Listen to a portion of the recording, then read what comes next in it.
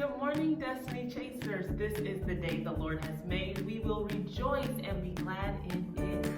Today, our lesson is called 50-50. And our memory verse is found in 1 Samuel chapter 30, verse 24.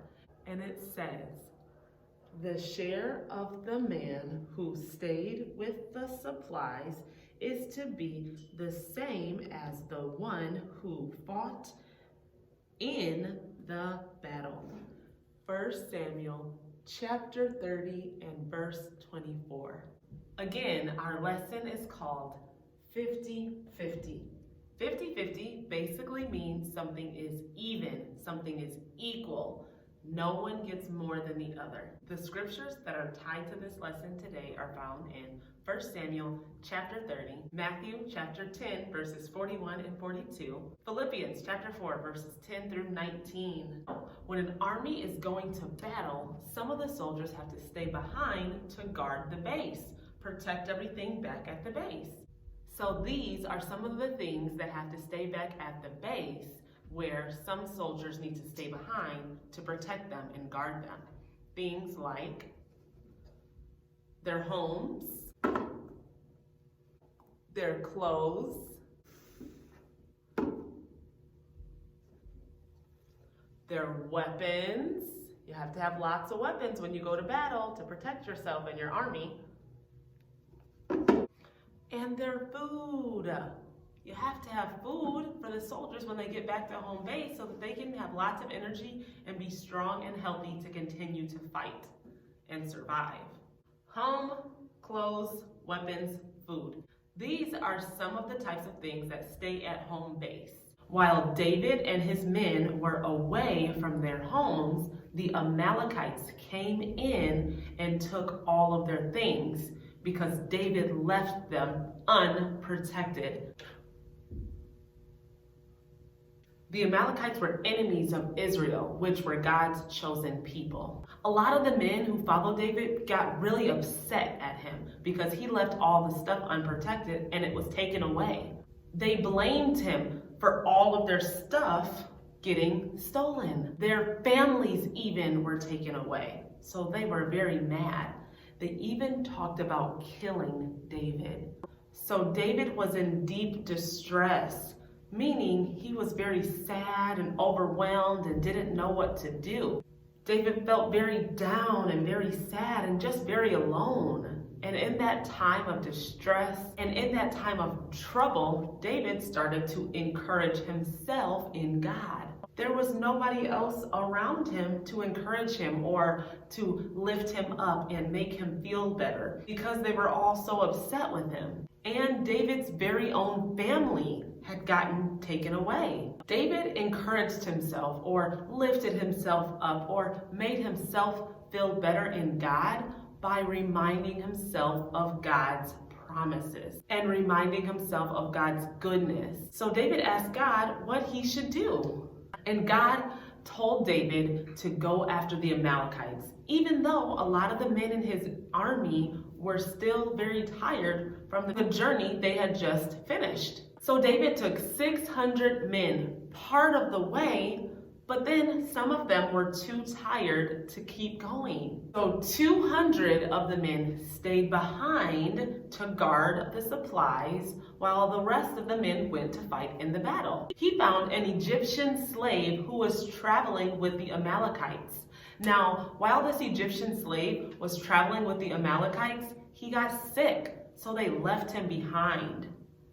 When David found this Egyptian slave, he asked him where the Amalekites were. And the Egyptian slave told David where to find the Amalekites, who were his enemies. So David led his men into a surprise attack on the Amalekites, and they beat them in the battle. So all of the families of David and his men that were stolen and taken away, David and his men were able to go in there and get their families back safely. David's men recovered or got back all of their things that the Amalekites had stolen. Home, clothes, weapons, food, their families, they got it all back. Not only that, but David and his men also got a lot of treasures from the Amalekites' base as well. They got cattle, they got treasure, even more food, and they got clothes. So not only did they get all their stuff back, but they got even more than was taken away from them. Now remember, some of the men fought in the battle, and some of the men stayed behind to guard the supplies. Some of them were too tired to go on, so they stayed back to protect David's base. So David insisted that even though some of the men didn't fight in the battle, that they all shared the treasures evenly. That means no one would get more than the other. They would share equally, 50-50. Remember, at first it was 600 men who were going to fight in battle, but then 200 stayed behind and 400 went to fight. Well, when some of those 400 men got back, they didn't want to share equally. Those who did not want to share were considered to be wicked or evil. They were also known as or called sons of the devil. See, boys and girls, the devil will cause us to be stingy if we listen to him. Stingy means you don't want to share. You want to keep it all for yourself. So David gave an order for the men who fought and the men who stayed behind to get an equal share. They would share it evenly, 50-50. Everyone would get the same reward. So this would be for the men who fought in battle, and this would be for the men who stayed behind with the supplies. 50-50. They both get the same share. If we count the boxes, 1, 2, 3, 4, and 1, 2, 3, 4. That's equal, that's 50-50. Just as important to fight in the battle as it is to stay back with the supplies. If there was nobody to stay back with the supplies, they would be stolen, they wouldn't be able to use them, and they would not be protected. Both jobs were important. Fighting was important, and guarding the supplies was equally important. So they get equal shares. David realized that it was just as important for somebody to guard the home base as it is for somebody to fight in the battles. This story tells us how God shares the blessings or the treasures equally with preachers or pastors whose job is to teach the word and spread the word, as well as those who are in the church who are there to give to the work of God. If every Christian quit their jobs to become preachers or missionaries or pastors, there would be no one left to give to the work of God at God's churches. If an army loses its ability to have food or to create or keep weapons safe, they won't be able to fight in battles. Not for very long. When we give our tithes and our offerings to our church, God gives us the same reward in heaven as he does the preachers and the pastors and those whose job it is to teach and preach the word.